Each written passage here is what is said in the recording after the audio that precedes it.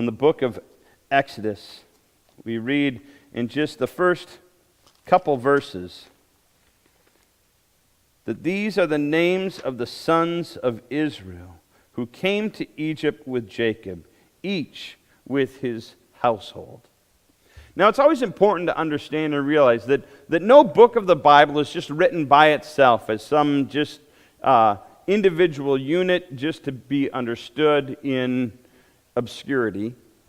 But the book of Exodus follows right on the heels of the book of Genesis. In the book of Genesis, we read that God chose this man called Abram, later changed his name to Abraham, and Abraham had some sons, and one was Isaac, and Isaac had two sons, one of which was Jacob. And Jacob, he had two wives and a couple of their servants, and he had 12 sons. Now, who remembers what was Abraham's vocation? What was his job? Do you remember what he did? He was a herdsman. He was a shepherd. This is why the people of Israel were living in tents, because shepherds lived in tents because they followed their sheep around. They'd pick their tent up, they'd go to the next land that had good water and green grass, the pastures that the sheep could feed on. And that was the life of a herdsman or of a shepherd. They would go around and they would live, kind of more or less, where the sheep needed to live. They didn't necessarily settle down in cities and start building houses and mighty barricades to protect themselves, but they sought to live for the sake, really, of watching over and protecting their sheep. That was their livelihood. It wasn't just their livelihood, it was the livelihood of generations to come after them. And in a like manner, Isaac was a shepherd. In a like manner, Jacob. Now, we don't always read this in some of the text in Genesis. Some people say, well, Jacob, he liked to hang out in the tents with his mom. He was a man of the tents. There's a little phrase in there that interpreters, I think, sometimes misconstrue. It wasn't that Jacob loved to hang out in the tent with his mom, because usually the moms weren't just hanging out in the tent eating bonbons and watching soap operas. Moms were usually working either down at the river washing clothes, or down at the river hauling up water, or busy around the fire stoking the flames and preparing food. It was an all-day affair. Nobody sat in tents because the men, they were out with their sheep. But that he dwelt in tents meant that they were shepherds. And there's another phrase in there that talks about how Jacob would come after his father. He would follow after him. He would walk in his steps. He would go in his way. And just as Abraham and Isaac were shepherds, so Jacob was a shepherd as well. And as the story continues, we know that all of his sons were shepherds. You remember, what were they doing when Joseph came out to visit them? They were what, do you think? Shepherding. You could say it. They were shepherding. They were shepherding, and they were out with the herds. And Joseph comes up, and he begins to tell them these elaborate tales of these wonderful dreams he was having, and how special of an individual he was, and his brothers loved it, didn't they? No, they despised him for it. They sold him into slavery. They wanted to kill him, is what they really wanted to do, but they ultimately sold him into slavery because they couldn't come to terms with actually killing their own flesh and blood, their brother. But they sold him into slavery, lied to their father, told him that their father was killed by some wild animal, and Joseph ended up where? In Egypt. While in Egypt, he was in bondage. He had experienced bondage himself as a servant and slave, in jail and in prison, falsely accused. But yet God raised him up in God's perfect timing for a purpose, put him in the right place at the right time for a reason. And in that moment, Joseph orchestrated and planned and provided the administration for all of Egypt so that God could save all of Egypt, and in that respect, also save his family and all the communities around them. God raised up Joseph just like that little pebble, and tossed him in the middle of that pond called Egypt. And at first, it didn't seem like it was going to amount to much of anything. Stuck in prison, forgotten, left. God raised him up, put him in a place of power, and Egypt became one of the wealthiest, grandest powers throughout world history. And then, as Joseph brought his brothers, they came to this land, and God forgot about them, right? Nope. What did the scripture say here? It says, verse 7, but the people of Israel were fruitful and increased greatly. They multiplied and grew exceedingly strong, so that the land was filled with them. God made Israel fruitful, and he multiplied them. Why is that phrase so important? Remember the book of Genesis? One of the very first commands that God gave to humanity was what? To be fruitful and multiply. So it's not just about producing one, just duplicating yourself, but it's about multiplying and producing many. God showed his favor to Israel, even in the midst of their journeys and their struggles. And as they started out just as 12, they eventually became a people of 70. Now, these numbers are important because two things are signified biblically, symbolically, by these two numbers. They started as 12. Now, we know that there is more than 12 because they didn't always count the women, but nevertheless, the 12 number represents Israel. All of the tribes of Israel are included. When you hear that number 12 throughout the scriptures, it's always a reference to Israel, all of Israel, the whole of Israel. And then we hear this number that they became 70. 70 of them came from the land of Israel to Egypt during the famine. Now, why is that number 70 important? Well, 70 is biblically the number of the nations. It's the number of the different languages that were spoken back in historic biblical accounts. Now, naturally, there might have been a few more here, a few less there as time might have gone on or such. But the point of it is this, is that this concept of 70 is inclusive of all the nations, that all of the nations should be included. So when we see this 12 and 70, we should have the concept that there's some promise going on here for Israel, but it's also inclusive of everyone. It's for all people. And this was part of God's intention as he came into Egypt. You see, to this point, it was just Abraham and Isaac and Jacob and the 12 sons. It was just the descendants of this man who became known as Hebrews, that were the people of God. But while they were in Egypt, they encountered many other different gods. Egypt had all kinds of gods. And yet God raised up this man, Joseph, far and above all the other gods.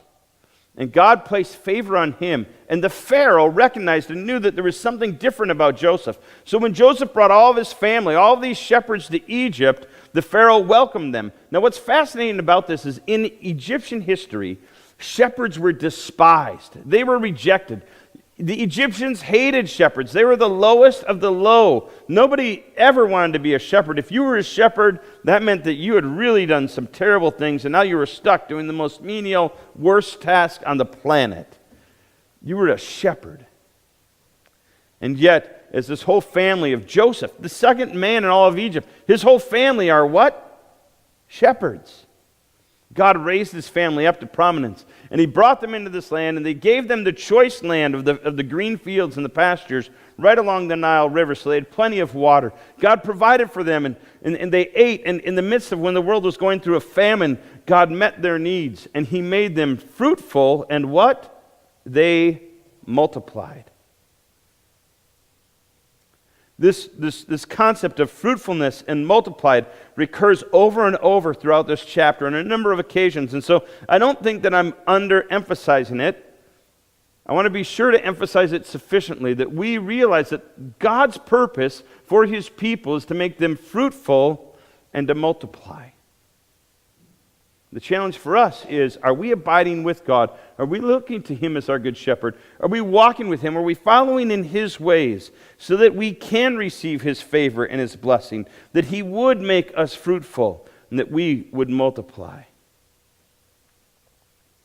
Well, soon Joseph was coming to Joseph died, but as well, when Jacob was coming to the end of his life, Jacob died first. Jacob died before Joseph. But before Jacob died, Jacob put a blessing upon all 12 of his sons. Now, do you know the 12 tribes of Israel? Do you know them all by name? I think sometimes most of us would struggle to mention all of them. But there's 12 tribes. And Jacob named each one of them. He named each one of them with an intention and with a purpose. And before he died, he blessed them in accordance with their name. He blessed them with a blessing for who they would be and what they would become. Because Jacob while he might have loved Joseph and Benjamin more than the rest, he loved all of them equally as much. Sorry, let me rephrase that. While it might have appeared that he loved Jacob and Benjamin more than the others, while he might have done some things that in the eyes of his brothers would have made them feel as if Joseph and Benjamin were more favored, Jacob still loved all 12 of his sons, and he blessed each one. These are the 12 sons. I like to name them because God names them. God makes note, I believe, here, in these naming of individuals. So often throughout the Scriptures, we understand the community. We understand the whole. It's all of Israel. It's the 12 tribes, or it's these groups of people. But God cares about each one individually. And I think in this act, as Jacob blessed his sons, he blessed Reuben, and he said that Reuben would be blessed and that he would be made fruitful. That as the firstborn, he would be like the firstborn that opens a mother's womb, and that he would demonstrate fruitfulness. And there's some mandrakes there. There's a story about Reuben and mandrakes and how mandrakes help make a woman fruitful as they multiply. And then there's Simeon, and he's represented by with like a castle or a walled and a mighty city. And Simeon, he was known as a mighty warrior in battle. And when they conquered the land, it was Simeon that began to overcome the cities. It was Simeon who fought the most, and they lost the most from the tribe of Simeon. But it was because of Simeon's might and power that they conquered the land when they entered it after their time in the wilderness, up in the book of Numbers. Levi was declared to be the priest. He was going to lead, and he was going to shepherd and guide the people spiritually and help them to understand who God is. From the tribe of Levi, they didn't get a plot of land because they were dispersed amongst all the tribes to lead all of them in their faith. Judah is represented as a lion. Now, some of you might be asking, why is this going from right to left? I just have to let you know, Hebrew always reads from right to left. English reads from left to right. Hebrew reads from right to left. So Judah was known as being a mighty lion, and as we know, the lion is strong. He's the ruler, he's the king of the wilderness and the jungle. And it was from that line of Judah that the mighty kings, David and Solomon, and eventually the Messiah would come and rule over Israel and bring it to its glorious place. Issachar was represented by a donkey. A donkey, sometimes we have a negative view of a donkey. But it's really on the backs of donkeys that our nation was built. It was donkeys that carried our burdens and hauled the load. And in a like manner, Issachar would carry the burdens of his brothers. He would come alongside them in their time of needs, and he would help them to bear their burdens and help them through their most difficult and challenging moments as they sought to build Israel. Zebulun, they were the navigators. They were going to dwell along the coast of the sea. They loved to sail, and they were basically the sailors of Israel. Gad, they were the tent dwellers. They lived in these tents, and they dwelled in the wilderness. They actually never entered the proper promised land of Israel, but they continued to dwell and to live on the eastern side of what we would know today as Jordan, but on the eastern side of the Jordan River. So they were going to continue to dwell out in the wilderness. They weren't going to enter the cities and dwell in the houses that were already made. They were going to continue on in that Bedouin pastoral shepherding lifestyle east of the Jordan. Asher, he's represented by the tree. He lived up in the mountains of Mount Carmel, and that was where all the great strong oak trees and olive trees grew. And he was going to be fruitful and resilient, just like an olive tree and an oak tree. He would produce the fat of the land, the olive oil that would be a blessing to all of Israel. Dan is represented here as a snake. And sometimes Dan is represented as a scales of justice. You know those two sides? Scales of justice. Because Dan was just. And sometimes we think negative about a snake, but snakes are shrewd. Remember the phrase, shrewd as a serpent and innocent as a dove? Snakes are very wise. They don't always strike. They just strike when they're in danger. They calculate when is the right time to respond and when is the wisest time to flee and escape. And in like manner, Dan was going to be shrewd. He was going to provide judgment for the nation of Israel. You remember Samson. Samson came from the land, or from the tribe of Dan. Naphtali was like a beautiful gazelle or a deer, a running stag in the northern hill country of Israel. He was going to let loose and run, for he was beautiful. And as they settled that land of forest, they actually ended up becoming hunters and fishers. Joseph, he has here a date palm tree that represents fertility and abundance. That God would bless them with abundance and make them fertile as a date palm tree produces hundreds and hundreds of dates. And Benjamin is a wolf because he was going to be warlike and courageous, but not just warring, but victorious. He was going to help Israel to find their victory. It's from the tribe of Benjamin that King Saul was raised up and helped establish victory in the land of Israel as the nation of Israel crowned their first king in King Saul. You know, sometimes we skip over these names and we fail to realize that each one of these individuals was a man with a particular set of skills and abilities and talents. And he had his place and he had his purpose. Sometimes we just focus on Joseph, or sometimes we just focus on Judah. But each one of these individuals God created and had a purpose for them. Each of them lived amongst their own tribe, and they raised up all of these generations and generations of people in their own community.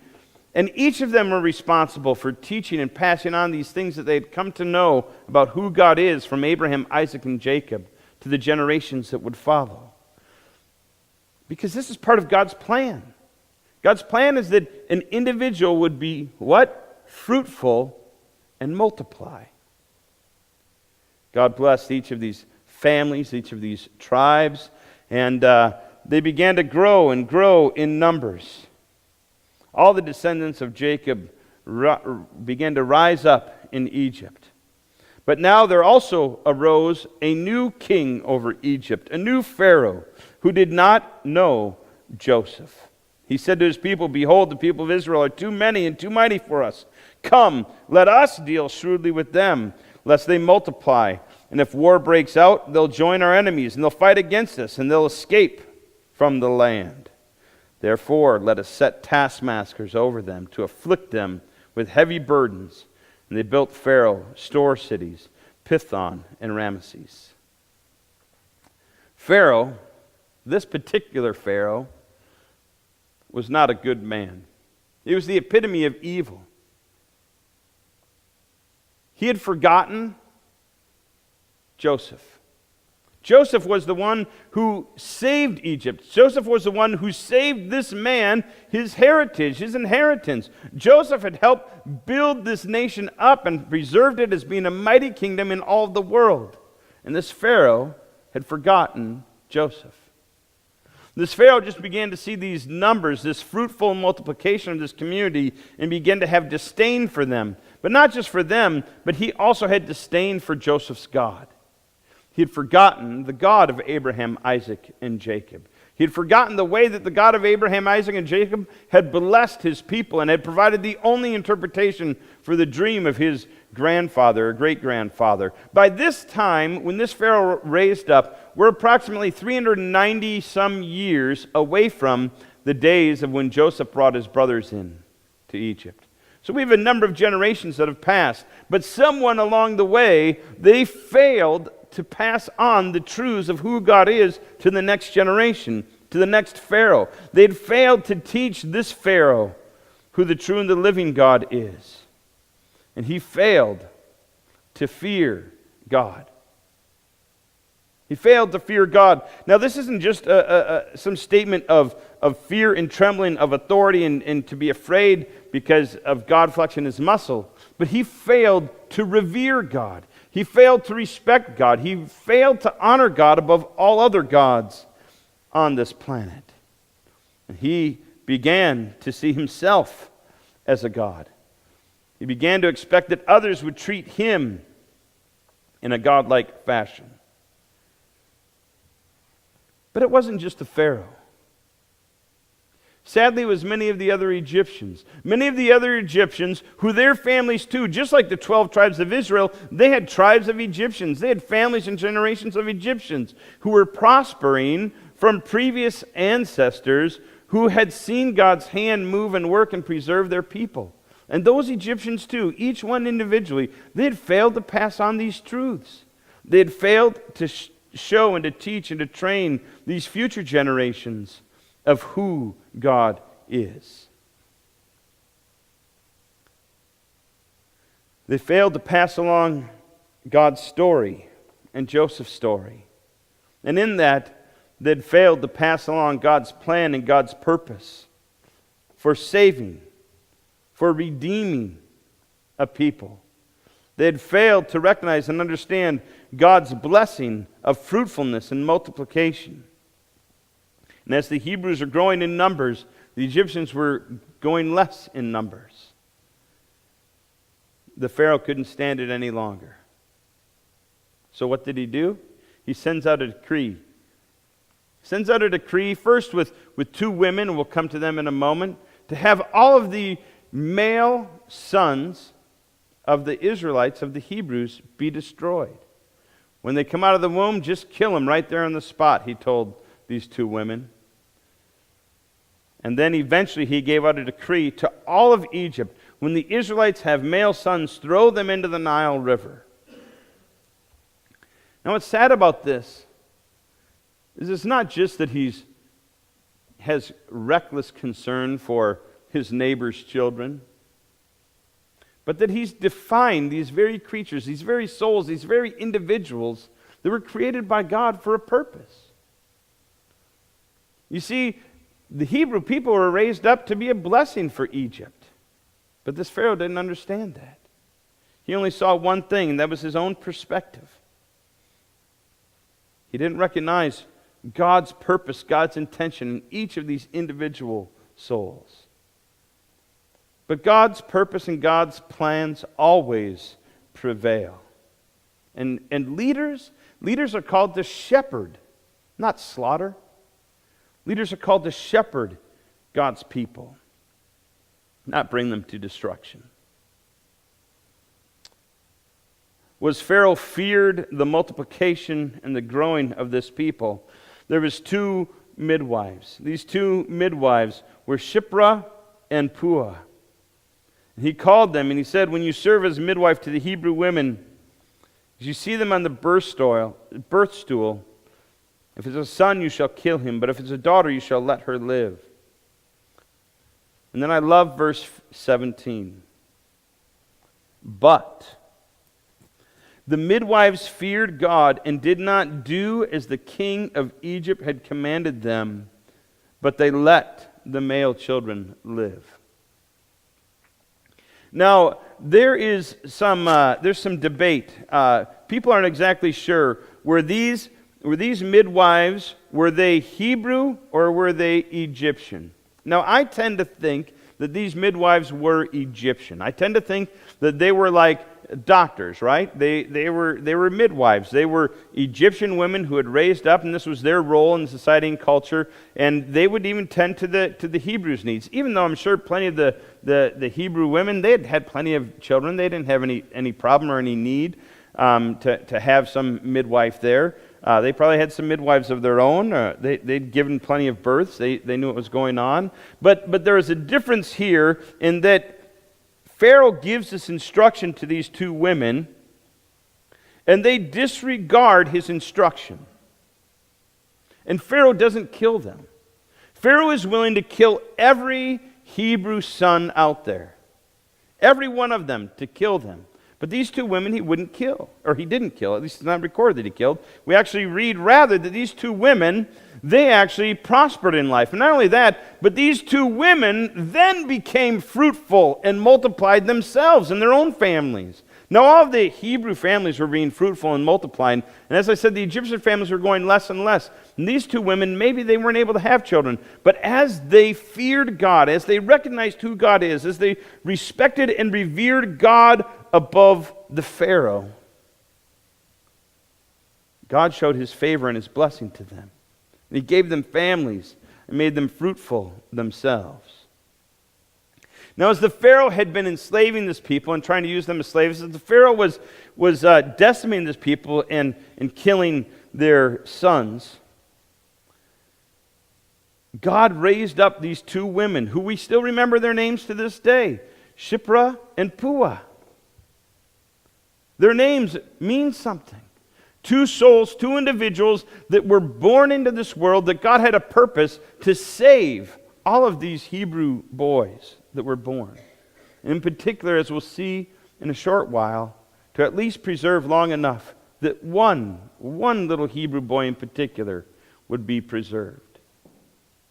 Now, the tragedy in much of this is that there was another time in a land not too distant from Egypt where there was a king, and he was mighty, and he was controlling, and he had killed off all of his own family members for fear that they would rise up and take over and control the kingdom and usurp his power.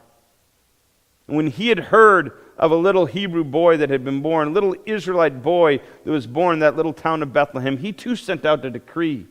And he had all of the firstborn, or all the little boys that were born in that region for like a 5-year span killed and murdered as King Herod was trying to usurp God's purpose and God's plan, as the prophecies foretold that there was going to be this little child born in the region of Bethlehem. You see, there's these events that happen in history that point us someplace. They point us and make us mindful of something. That just as God had a plan and a purpose, as we saw eventually in the life of Jesus, and preserving him even as all the children are being massacred in that land, in that region around Bethlehem, this was shown to us long ago, way back in Egypt. God had a plan and a purpose of raising up a man to shepherd and to lead his people out of sin and bondage in Egypt, and to lead them out. And as much as Pharaoh wanted to see that plan and that purpose destroyed, there were these two women, I think Egyptian women, who they saw the prevailing winds of the Pharaoh and the culture, their gods and their king, and he was standing in direct opposition to the God of this people.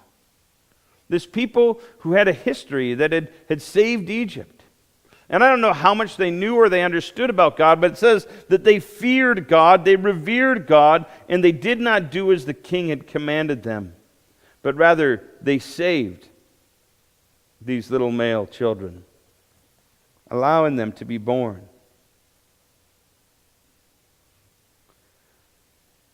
You see, we live in a culture and a context as well in our lives. There are prevailing winds all around us. There are people that are telling us, do this and do that. Live this way, act that way. There are opportunities that we can either go with the wind and go with the direction that the rest of the world is going, or we can stand up and we can say, no, this is who God is, and I want to live, I want to revere, I want to honor who he is, and I'm going to walk in this way. I'm going to live in this fashion. Today happens to also be the National Right to Life Sunday.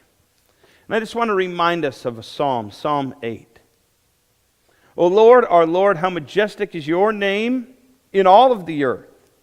You have set your glory above the heavens, and out of the mouth of babies and infants you have established strength because of your foes, to still the enemy and the avenger. And when I look at your heavens, the work of your fingers, the moon and the stars which you have set in place, what is man that you are mindful of him, and the Son of Man that you care for him?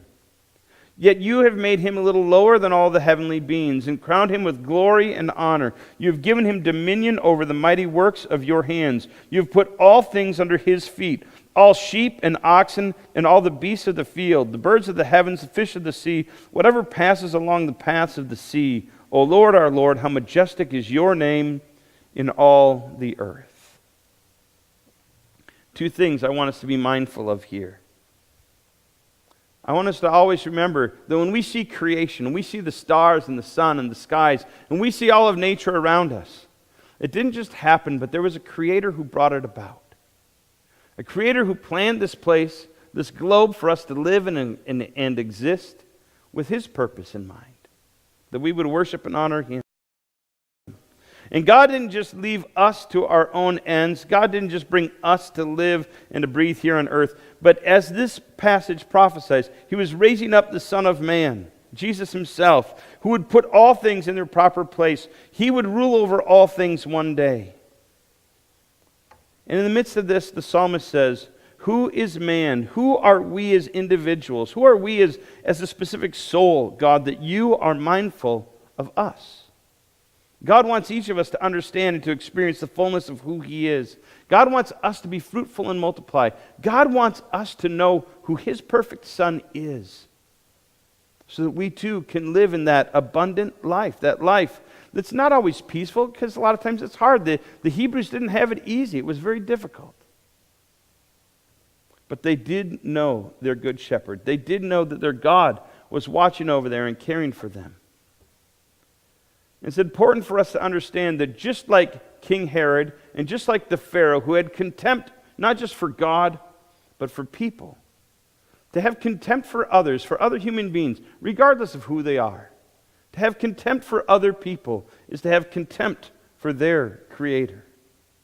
And we have a calling in our lives, here in this community, to not just help them to understand who Jesus is, because some of them might not care to know who Jesus is. To not just revere and honor God in the midst of our community and our families, because others might not always expect, or might not always respect and honor and revere God. But at the heart of it is that even our worst enemies, even the pharaohs in our lives, that we would still live in such a manner that they would know that we don't have contempt for them, because we don't have contempt for our God, but that we want to show them God's love. We want to show even our worst enemy God's grace. And that maybe, just maybe in that moment, when we show God's love and grace and favor to those who feel unfavored, who feel unloved, who feel cast out in the midst of their community, maybe they'll begin to experience who God is through us. Just because we saw that they too are a soul created by God. A soul that will make a difference in our community and in the world around us.